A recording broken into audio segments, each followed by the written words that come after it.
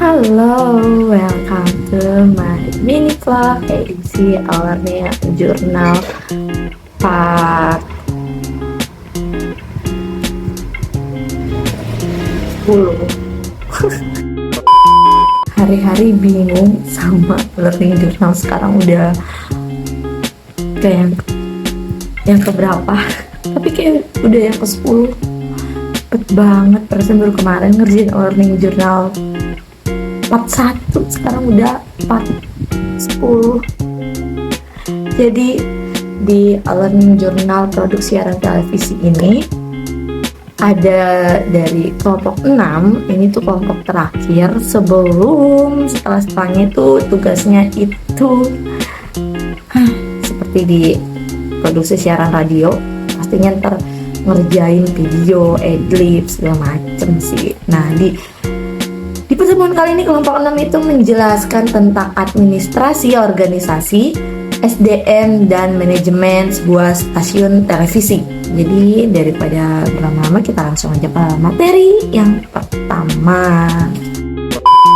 Materi yang pertama di sini ada administrasi stasiun penyiaran televisi. Nah, dalam hal administrasi ini, pengorganisasian dan manajemen dari suatu lembaga menjadi poin utama. Nah, faktor pendukungnya itu adalah komunikasi dan kepegawaiannya. Organisasi dan manajemen itu membutuhkan komunikasi yang sempurna gitu, jika suatu lembaga tersebut ingin meraih kesuksesan. Selain itu, perekrutan pegawai juga menjadi syarat yang gak kalah penting nih dalam hal ini. Karena jika salah memilih karyawan, maka sistem organisasi dan manajemennya juga akan kacau gitu. Terus apa aja sih yang dibutuhkan gitu lembaga penyiaran stasiun televisi ini dalam hal administrasi? Yang pertama itu pastinya surat perizinan, ya kan? Perizinan ISR ini terkandung dalam Peraturan Pemerintahan Nomor 5 Tahun 2021 tentang penyelenggaraan perizinan berusaha berbasis resiko yang memiliki subjek perizinan, pelayanan publik dan cipta kerja. Terus yang kedua di sini ada NIB atau nomor induk berusaha. Nah, ini adalah suatu identitas pebisnis yang diterbitkan oleh lembaga OSS setelah mereka selesai melakukan pendaftaran. OSS ini adalah salah satu jalan masuk untuk perusahaan yang ingin membuat izin usaha di dalam negeri. Nah, mulai dari perusahaan lokal, perusahaan asing, dan sebagainya. Syarat untuk pembuatan NIB ini yang pertama itu melalui tahap scan atau foto akte pendirian perusahaan yang dimaksud dan juga tujuannya gitu, yang sudah sesuaikan dengan KBLI 2017. Terus ke SK Kemenkumham bagi CV atau PT atau SK pengesahan bagi yayasan. Terus juga ke NPWP badan perusahaan, terus KTP direktur atau KTP penanggung jawab perusahaan, dan juga data perusahaan yang akan disampaikan lebih lanjut. Terus selain itu juga ada izin penyelenggaraan penyiaran atau yang disingkat dengan IPP. Ini sebenarnya sama aja ya kayak kita mau mendirikan sebuah stasiun radio. Di sini tuh harus ada izin penyelenggaraan penyiaran. Nah, IPP di sini itu yang dimaksud IPP di sini itu adalah izin yang dikeluarkan oleh Kementerian Komunikasi dan Informatika Republik Indonesia dan Komisi Penyiaran Indonesia. Nah, untuk mendapatkan lisensi gitu mengadakan kegiatan penyiaran.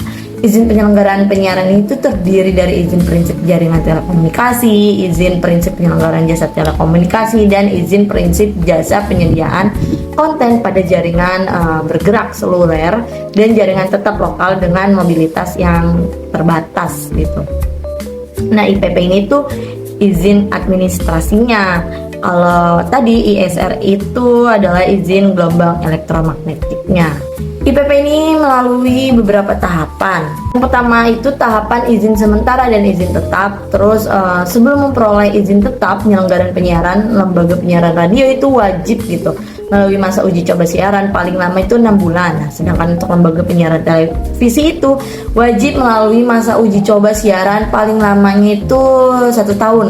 Nah, izin penyiaran yang sudah diberikan ini dilarang dipindah tangankan kepada pihak lain tanpa adanya perizinan sebelumnya dari KPI atau Kemkominfo.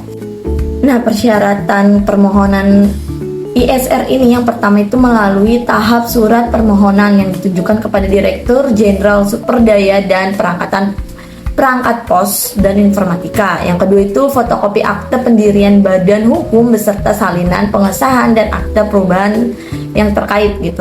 Terus yang ketiga itu perangkat yang digunakan itu telah memiliki sertifikat. Terus yang keempat, data administrasi dan data teknisnya itu secara lengkap dan benar. Terus kita masuk ke materi organisasi stasiun penyiaran. Struktur organisasi stasiun penyiaran ini sangat berkaitan gitu dengan kepentingan stakeholder dalam merealisasikan rencana dan strateginya untuk mencapai tujuan yang diinginkan gitu, yang ingin dicapai. Nah, bentuk organisasinya itu pastinya akan berbeda-beda gitu, menyesuaikan pada karakter kepemilihan perusahaan, kompetitor, dan skala kegiatannya. Organisasi institusi penyiaran ini terdiri dari direktur umum, direktur program, dan juga direktur teknik yang dipimpin gitu oleh satu direktur utama. Nah, struktur organisasi lembaga penyiaran swasta itu yang pertama itu pastinya itu ada direktur utama. Terus di bawah direktur utama itu ada direktur-direktur di mana yang dibagi menjadi direktur corporate affairs, terus direktur programming, direktur keuangan dan administrasi, terus direktur sales dan marketing. Nah, keberhasilan media penyiaran ini sejatinya itu ditopang oleh kreativitas manusia yang bekerja pada 3 pilar utama yang merupakan fungsi vital yang dimiliki setiap media penyiaran, yaitu teknik, program, dan juga pemasaran. Terus sebuah stasiun televisi ini juga pastinya membutuhkan sumber daya manusia yang bisa diandalkan untuk mengapresiasikan seluruh alat yang tersedia. Jadi kalau misalnya udah next gitu di kedepannya itu udah nggak ada SDM, pakai robot, tetap aja ya kan kita harus memakai sumber daya manusia gitu untuk menjalankan alat-alat itu, robot-robot itu. Jadi mau gimana pun tetap harus mengandalkan sumber daya manusia. Nah, SDM dari sebuah stasiun penyiaran televisi ini dibentuk dalam tim produksi siaran yang terlibat dalam beberapa bidang, diantaranya yaitu eksekutif produser, di bawahnya itu ada produser, director, writer, dan audio operator. Terus juga ada lighting operator, yang di bawahnya itu ada gopher atau ahli penata cahaya, terus ada set designer, set construction, terus graphic coordinator. Terus selanjutnya ada technical director, yang di bawahnya itu ada talent, kamera operator, video operator, terus ada gopher, pembantu umum. Terus selanjutnya di sini ada manajemen sebuah stasiun penyiaran televisi. Nah, pada industri televisi ini untuk mencapai hasil yang diinginkan gitu, pastinya ada manajemen yang dilakukan dengan menompa produktivitas dengan menekan resource sehingga penampilan sebuah pada kerja yang efisien dan tepat gitu. Nah, manajemen media ini tuh selalu berkaitan dengan bagaimana sih sebuah stasiun televisi dapat memproduksi dan menyiarkan program acara dengan baik. Di sini ada beberapa manajemen organisasi media televisi dan fungsi-fungsinya gitu, berdasarkan bidang kerjanya masing-masing. Yang pertama di sini ada manajemen operasi atau produksi. Manajemen ini tuh yang menghasilkan produk yang sesuai gitu dengan standar yang ditetapkan gitu berdasarkan keinginan konsumen dengan teknik produksi yang seefisien mungkin, dan mulai dari pihak lokal produksi hingga produk akhir yang dihasilkan dalam proses produksi. Kedua di sini ada manajemen pemasaran. Nah, manajemen ini tuh berfungsi untuk mengidentifikasikan gitu apakah sesungguhnya yang diinginkan dan dibutuhkan oleh konsumen.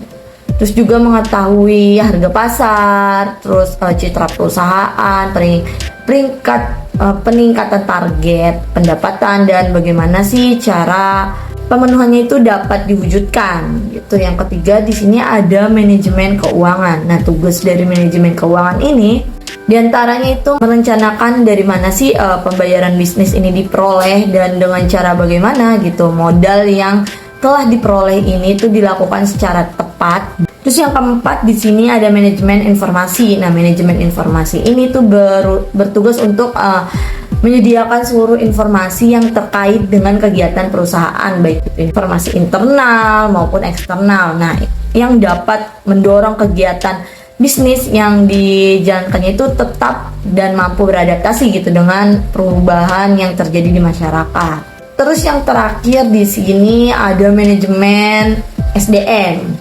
Untuk memperoleh sumber daya manusia yang terbaik bagi bisnis yang dijalankannya itu, dan bagaimana sumber daya manusia ini tuh yang terbaik gitu. Jadi itu yang dipaparkan oleh kelompok 6 gitu tentang administrasi, organisasi, SDM, dan manajemen sebuah stasiun televisi. Oh iya, aku lupa, minggu depan masih ada satu kelompok lagi, yaitu kelompok terakhir, kelompok 7 gitu. Jadi kayaknya cukup sekian dari aku buat minggu ini. Sampai bertemu lagi minggu depan. Bye.